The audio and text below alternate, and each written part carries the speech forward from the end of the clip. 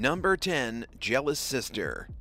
In 2019 in Russia, 22-year-old Elizaveta Dubrovina stabbed her sister, 17-year-old Stefania, somewhere around 189 times. She didn't just stab her, though. She intentionally pierced her vital organs and then gouged out her eyes and cut off her ear. But what drove Elizaveta to commit one of the most brutal knife attacks ever recorded? Elizaveta was apparently extremely jealous of her younger sister. Stefania was beautiful. She started modeling at a young age, and she even had an older boyfriend, over 20 years in fact, who loved her very much. Her jealousy boiled over. She went to the home of her sister's boyfriend and killed her while she was lying naked in bed fast asleep. When Elizaveta tried to flee, Stefania's boyfriend showed up at the right time, grabbed her, and kept her detained until police were able to arrive and take her to jail. Naturally, Elizaveta was found guilty of murder. She was given a sentence of 13 years in a penal colony in Russia, although she was first sent to compulsory psychiatric treatment because she's clearly insane. It took a year of treatment, but she was finally deemed fit for trial, and now she's at the penal colony as punishment for her sins. Number 9. Sleepwalking. In 2021, 17-year-old Benjamin Elliott woke up in the middle of the night clutching a bloody knife in his hand. He turned on the bedroom light and saw his twin sister Megan's body covered in blood. He had stabbed her in the throat. Benjamin murdered his own sister while sleepwalking. At least this is Benjamin's defense. Benjamin claims that he wasn't even awake when he plunged a knife into Megan's throat. He has since been booked into Harris County Jail on charges of murder. He freely admitted that he stabbed her. However, he might not be lying about sleepwalking. Evidence shows that after he turned on the light, seeing what he had done, he immediately applied pressure to the wound and then called the police. The 911 operator walked him through how to perform CPR, and he continued to do so until paramedics arrived.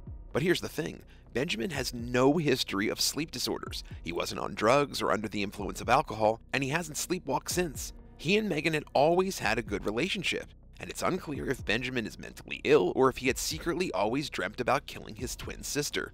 Nobody knows if this was premeditated murder or a bizarre freak accident. Number 8. The Anti-VAXXER. In October 2021, Jeffrey Burnham killed his pharmacist brother in the name of vaccine conspiracies. According to documents taken straight from the court proceedings, Burnham's brother confronted Jeffrey about his radical ideas that the government is poisoning people with the COVID vaccines. This caused Jeffrey to fly off the deep end. He killed his brother, then he killed his sister-in-law, a woman he hardly knew, because he claimed that they were killing people by injecting them with the vaccines. To stop them from hurting more people, Jeffrey thought it was his duty to murder them. Jeffrey went to Ellicott City, where authorities believe he killed an elderly woman named Rebecca Reynolds and stole her car.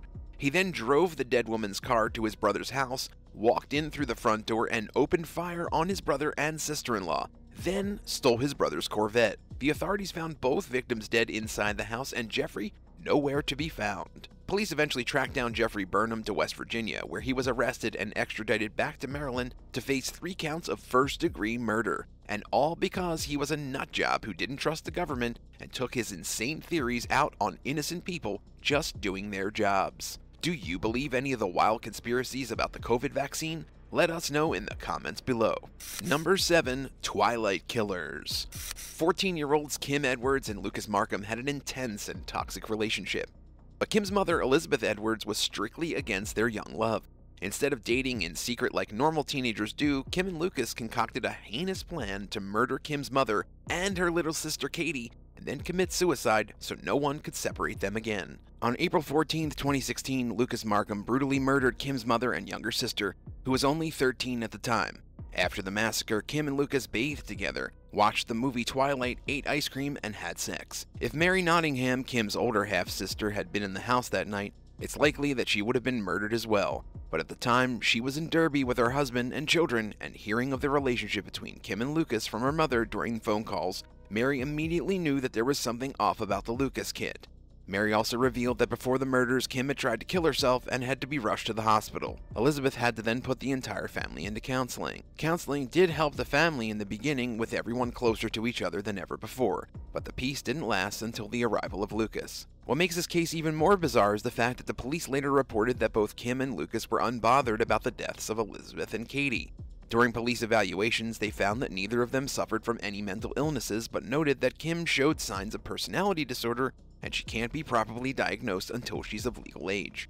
Psychologist Emma Kentley said, "They feel like the world is against them and it's almost like Romeo and Juliet, but in a very dark-sided manner." Speaking of the trial, Mary said that she'd felt sick looking at Kim, because Kim had had the audacity to smirk at her during the sentencing.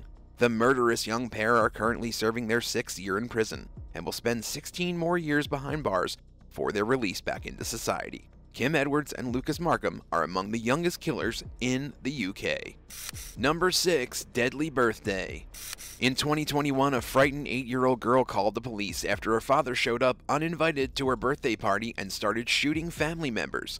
The Brooklyn birthday bash turned into a gruesome bloodbath. What should have been a joyful celebration ended in carnage. Joseph McCrimmon interrupted his daughter's party with a loaded weapon. The only reason his youngest daughter is still alive is that she heard shouting and arguing, then a series of gunshots, and hid in the closet. When she finally came out, she found that her mom and 2 sisters had been brutally murdered.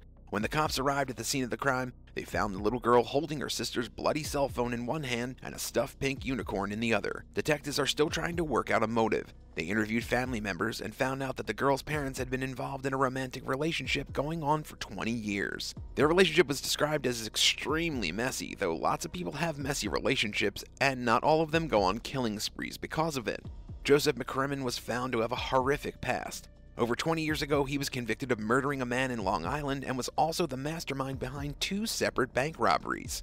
He spent several years in jail for these crimes, but was eventually let out, only to murder again. It's especially tragic for the little girl who's now going to be traumatized for the rest of her life. Number 5. Dangerous Twins. Leandra and LeMay Matthews are killer twin sisters who ganged up on their brother in 2017 and murdered him. In a chilling confession made in 2019, Leandra Matthews told her mother that it had to be done. The girls had to get rid of Christian Matthews, who was only 17 years old at the time. The killing was done by strangulation. Christian was discovered unresponsive with a bruised neck in the basement of the house where he lived with his family, including his twin sisters. Leandra was the one who called the police, telling authorities that she and LeMay had been upstairs in a bedroom when they heard a struggle in the basement, but something was not adding up for the police. The cops soon caught up to Tizian Lipford, the boyfriend of Leandra. When they questioned him, he broke down and admitted that he was the one who actually strangled Christian. But he said it was all Leandra's idea. Christian had threatened to hurt both her and her daughter, and she thought the best course of action was murder. The police eventually found text messages from Leandra explaining how her boyfriend was supposed to make it look like a robbery gone wrong. As for the other sister, she technically didn't assist with the murder, but she did help cover it up. So, she was also held responsible. Number 4. The Dropout. 23-year-old Chandler Halderson is currently on trial for killing and dismembering his own parents in January of 2022. Imagine bringing a child into the world only to have them murder you and rip your body apart. His trial is still pending and was recently postponed because the jail he's in erupted with coronavirus. The charges he's looking at are first-degree intentional homicide, mutilating a corpse, hiding a corpse, and giving false information. The prosecution is claiming that Chandler killed his parents on July 1st, after his father found out that he had been lying about attending college. Chandler had supposedly been a student at Madison Area Technical College, working for SpaceX, American Family Insurance, and as a scuba diver. But in reality, Chandler had dropped out of school, didn't have a job, and his life was a complete mess. After his father found out that he'd been lying to everyone, they got in a heated argument. Chandler shot his father once, then dismembered and dumped him in a rural area. He allegedly did the same thing with his mother, except that he dumped her mutilated remains in the Wisconsin River. Chandler and his lawyers are denying all accusations. Chandler claims he has no idea what happened to his parents and that he definitely wasn't involved in their deaths, but there's really too much evidence against him. Number 3. McKenna Hilton. On October 30th, 2017, 17-year-old Savon Schmoose was sentenced to a minimum of 40 years in prison for strangling his half-sister McKenna Hilton to death. Savon and McKenna had lived together with their father David Schmoose in an apartment in Grand Rapids, Michigan. It was there he killed his own blood. Once he'd strangled McKenna, Schmoose, who was only 16 years old at the time, he took her body and dumped it into a wooded area a short distance away from their apartment. McKenna's body was later found by a dog walker the same day.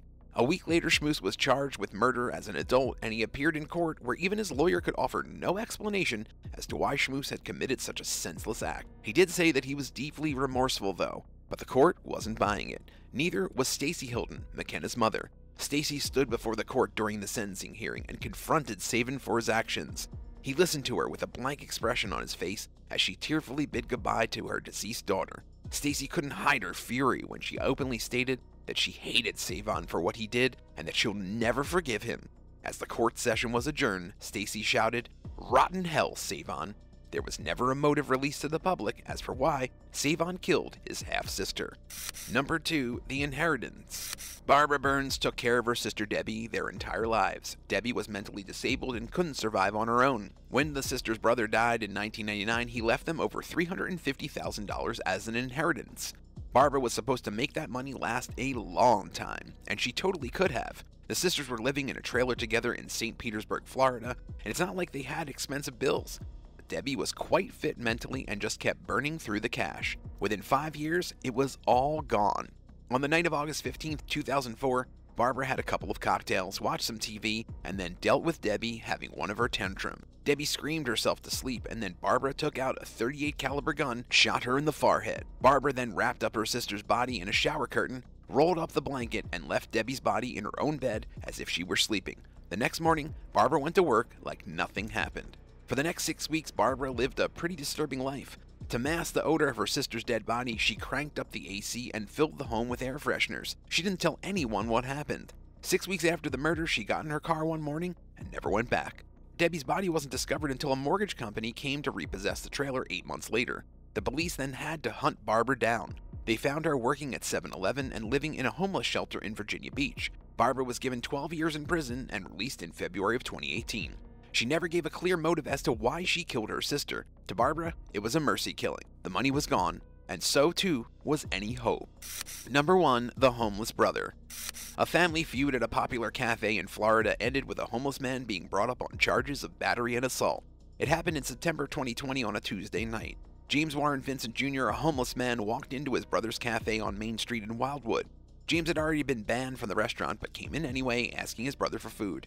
James' brother said that if he would please wait patiently in the park across the street, he would bring him something to eat. He wasn't going to let his brother starve. So James went to wait in the park. His brother brought him a sandwich as promised, but by this time, James had worked himself into a wild frenzy. He became aggressive, threw the sandwich at his brother, then chased him across the street back to the cafe. The brother managed to lock the cafe door, at which point James pounded on them and screamed. James is a large fellow, over 6 feet or just under 2 meters tall and pretty well built. The patrons of the cafe were terrified as he kicked and slammed into the door, trying to break in as he practically foamed at the mouth. The situation only calmed down when the police got there and dragged James away. Thanks for watching. Which one of these stories shocked you the most? Let us know in the comments below, and don't forget to subscribe. See you next time on The Bad Badger.